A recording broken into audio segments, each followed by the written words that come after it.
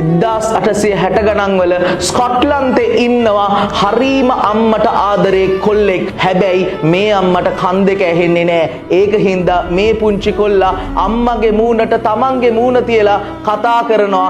ඒ vibration එකෙන් අම්මට තමන් කියන දේවල් තේරෙයි කියලා. මේ කොල්ලගේ ජීවිතේ මුල් කාලේ තවත් අවාසනාවන්ත වෙන්නේ මෙයාගේ අයියලා දෙන්නම ක්ෂය රෝගයෙන් මැරෙන හින්දා. ඒ වගේම මෙයාටත් ක්ෂය රෝගය හැදිලා 99න් තමයි මෙයා බේරෙන්නේ. මෙන්න මේ හැම අවාසනාවන්ත සිද්ධියකින්ම එයාගේ තුල ඇති කරන කම්පණය හින්දා එයා හිතා ගන්නවා මම බිහිරි ළමයින්ට උගන්වන ටීචර් කෙනෙක් වෙනවා කියලා. බිහිරි ළමයින්ට තවත් වඩා හොඳට උගන්වන්න ඕන හින්දා මෙයා ශබ්ද තරංග ගැන කම්පනය ගැන වඩා හොඳින් අධ්‍යයනය කරනවා. මෙන්න මේ අධ්‍යයනයෙන් එයාට ආපු අදහසකින් එයා යාළුවෙක් එක්ක එකතු වෙලා අලුත් જાතියේ යන්ත්‍රයක් හදන්න පටන් ගන්නවා. මෙන්න මේ යන්ත්‍රය හදන්න ෆේල් වෙනවා.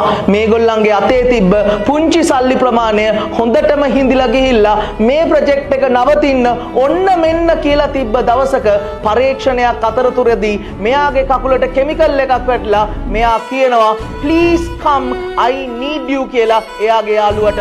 අර ඒගොල්ලෝ හද හිටපු මැෂින් එකෙන් මෙන්න මේ යාළුවට මේක ඇහෙනවා. පුතා මේක තමයි මානව ඉතිහාසයේ සිද්ධ වෙච්ච පළවෙනි ටෙලිෆෝන් කන්වර්සේෂන් එක. මේ කොල්ලගේ නම තමයි ඇලෙක්සැන්ඩර් ග්‍රැහම් බෙල්. අද ඔයා පාවිච්චි කරන ටෙලිෆෝන් එක පිටිපස්සේ තියෙන්නේ බිහිරි අම්මා කෙනෙක්ට අසීමිතව ආදරය කරපු පුතෙක් ශබ්ද තරංග ගැන ඉගෙනගත්ත දේක ප්‍රතිඵලය.